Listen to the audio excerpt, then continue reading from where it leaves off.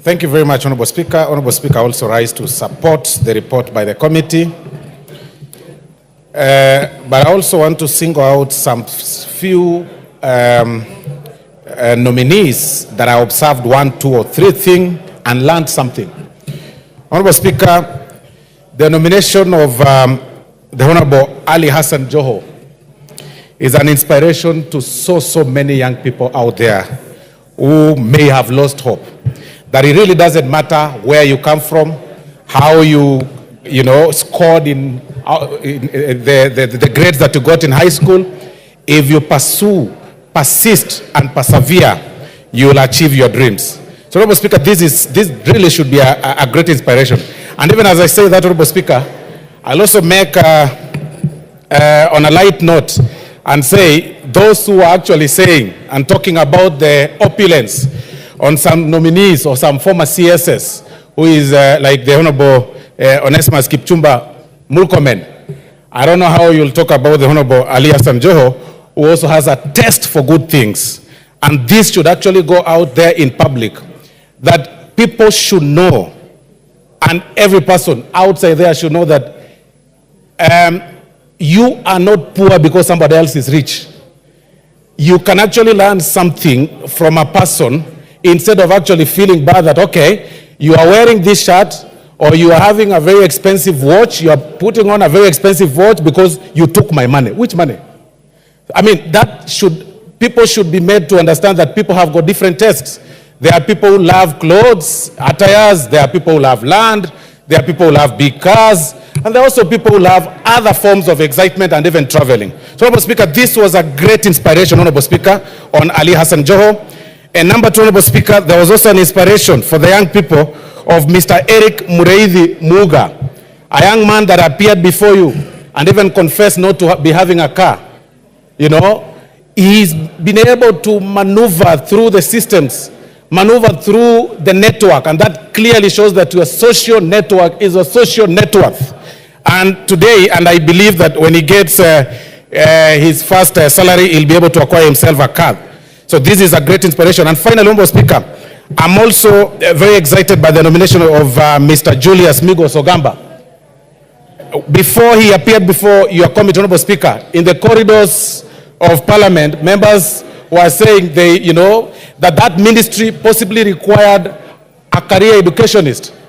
But the confirmation of his performance truly confirmed that this is a person who is competent to what he was actually appointed. Give him a minute and wind up. Thank you, Honorable Speaker. Sorry, I had missed the point that it was 1 minute. So this Julius Migos Ogamba performed very well, and I saw honorable members and even members of the public saying that he exceeded their expectations, being a career advocate of the High Court. That again shows that advocates are all round. They can actually do anything. It can be like you've seen Professor Kithure Kindiki and so many others, Honorable Speaker. So, Honorable Speaker, I really want to support this and also tell the nominees that once they assume office, not to make themselves some demigods, not to, develop what we call in basic language big heads, by pride and everything. Find a way to relate with every person and serve Kenyans, and this House will keep them in check on every action that they're gonna take while serving in office. I support, Honorable Speaker. Thank you. For Bumula. Thank you, Honorable Speaker, for this opportunity. And I will start by encouraging my colleagues that our role as members of Parliament is oversight. And we oversight as a House. We don't oversight as part of us. So it's really sickening when some members want to think they are in government or they are not in government, Honorable Speaker. We as a House, ours is to oversight.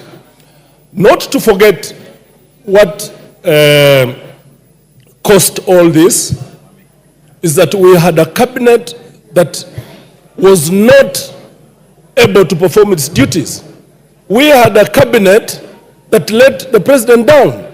we had a cabinet that let Kenyans down, and it gave an opportunity to the president to have a new cabinet, which we hope it's going to help him to serve Kenyans better. Honorable Speaker, we will continue oversighting because it's our responsibility as a house. Some of the colleagues that have joined the cabinet are members of this house. We expect nothing but performance. We expect nothing but good manners. Kenyans expect more, that they perform. They've been here, they know things that have been hurting Kenyans, that they go and perform and do good to Kenyans. That was a wake-up call for all of us, that Kenyans are still angry. I urge the President of the Republic of Kenya to continue doing more in ensuring that every other Kenyan must feel comfortable to live in Kenya, by ensuring that we have regional balance, by ensuring that every Kenya, it doesn't matter where they come from, but they must feel part and parcel of this country. And I want to congratulate my minority leader, Honorable Pio Wandai. I want to congratulate Honorable Mbadi. I want to congratulate Honorable Joe. I want to congratulate my big brother, Honorable Paranya, and my sister, the Minister for Health, if we are going to approve them, that I know that they can do a good job. Please don't let Kenyans down. Honorable members, Kenyans out there are still watching us, are still looking at us to ensure that we continue oversighting this government so that we can have a better country for all of us. Thank you, Mr. Speaker, and I wish them all good. Asanteni. For Garsen and of Bura. Member for Bura.